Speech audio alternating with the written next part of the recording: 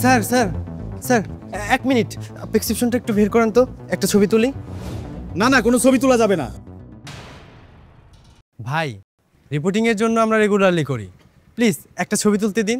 ও আচ্ছা, রিপোর্টিংয়ের নামে ডাক্তার কোন ওষুধ দিবে, কোন ব্র্যান্ডের ওষুধ দিবে, সেটা বেচা কিনা করা যাবে কিনা সেই সব তথ্য নিয়ে যান, তাই না? শুনেন ভাই, আমার বাবার প্রেসক্রিপশন কোনো ব্যবসায়ের কাঁচামাল না যে আপনি যখন ইচ্ছা তখন ছবি তুলে নিয়ে যাবেন। একটা কথা শুনেন, আমরা ভিজিট দিয়ে ডাক্তার দেখিয়েছি কি আপনাকে ছবি তুলতে দেওয়ার জন্য? সরেন তো সামনে থেকে। আরে বাবা, এত রাগ করিস কেন? ও তো চাকরি করে, একটা ছবি তুললে কি আর এমন ক্ষতি হবে? বাবা, তুমি জানো না, এই ছবি তারা তাদের কোম্পানির হেড অফিসে পাঠায়, তারপর কোম্পানি দেখে কোন ডাক্তার কত পরিমাণে তাদের কোম্পানির ওষুধ লিখেছে। আর তাছাড়া ডাক্তারদেরকে প্রত্যেক মাসে টার্গেট দেওয়া হয়, সেই টার্গেট ফেল করলে তাদের গিফট, পিকনিক সব কিছু বাতিল করে দেওয়া হয়। ভাই, এত সেন্সিটিভ হয়েন না। দেখেন ভাই, আপনার কোম্পানির কম দামি ওষুধ এবং ভেজালযুক্ত ওষুধ যদি আমার বাবার শরীরে পড়ে, তার যদি বড় ধরনের কোনো ক্ষতি হয়ে যায়, আর দায়ভার কে নেবে? আপনি নেবেন? ভাই, আমি শুধু চাকরি করি, আর এটা করেই আমার সংসার চলে। চাকরি করতে করতে মানুষ যখন অমানবিক হয়ে যায়, সে তখন আর মানুষ থাকে না। আপনিও ঠিক তেমনটা হয়েছেন। এতে কার কি ক্ষতি হলো সেটা দেখা বা ভাবার সময়টুকু আপনার নাই। বাবা তারিকুল, আমি এতদিন পর বুঝতে পারলাম প্রেসক্রিপশনে একটা ব্যবসার কাগজ হয়ে গেছে। তাহলে সব ডাক্তারে কি একরকম?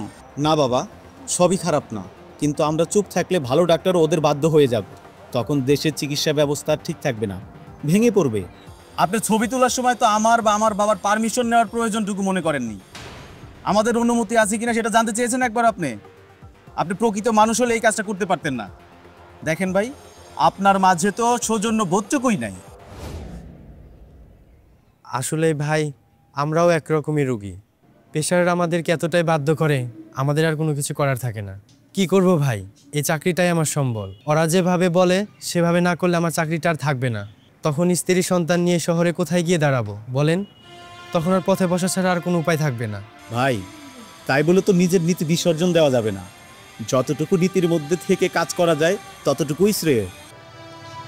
আমি দুঃখিত ভাই, আমি আমার ভুল বুঝতে পেরেছি, আমাকে ক্ষমা করবেন। আপনি ওর কথা কিছু মনে করবেন না বাবা। ধন্যবাদ চাচা, আপনি ভালো থাকবেন। আসসালামু আলাইকুম। ওয়ালাইকুম সালাম।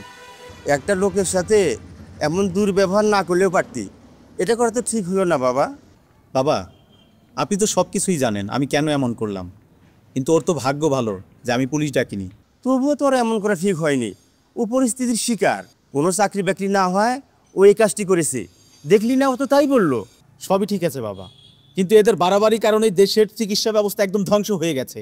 এরা চাকরি করে বলেই কোম্পানি সুযোগ পায়, আর কোম্পানি সুযোগ দেয় বলে ডাক্তাররাও সুযোগটা নিয়ে নেয়, আর এই কারণে কোম্পানির বাজে ওষুধ কিনতে রোগীরা বাধ্য হয়। সাধারণ মানুষগুলা তো আর জানে না কোন রোগের জন্য কোন ওষুধ। বাবা, আমরা সবাই ডাক্তারের উপর ডিপেন্ডেবল। এ থেকে পরিত্রাণের উপায় কি? বাবা, সব ডাক্তারই এমন না, ভালো ডাক্তারও এখন আছে, কিন্তু তারা সংখ্যায় খুবই কম। বাজেদের ভিড়ে তারা কিচ্ছু করতে পারতেছে না। কিন্তু বাবা, আমরা আজকে যেভাবে প্রতিবাদ করলাম, এরকম যদি প্রত্যেকটা মানুষ প্রতিবাদ করে, তারা ছবি তোলার সাহস করবে না। তাহলে দেখবে ডাক্তাররা তাদের নিজেদের কোম্পানির ওষুধ প্রেসক্রিপশনে আর লিখতে পারবে না। বাবা, তখন দেখবে রোগীরা সঠিক চিকিৎসা পাবে। তুই ঠিক বলেছিস বাবা। আমাদের সবাইকে সচেতন হতে হবে এবং প্রতিবাদী হতে হবে এবং প্রয়োজনীয়তা হতে হবে।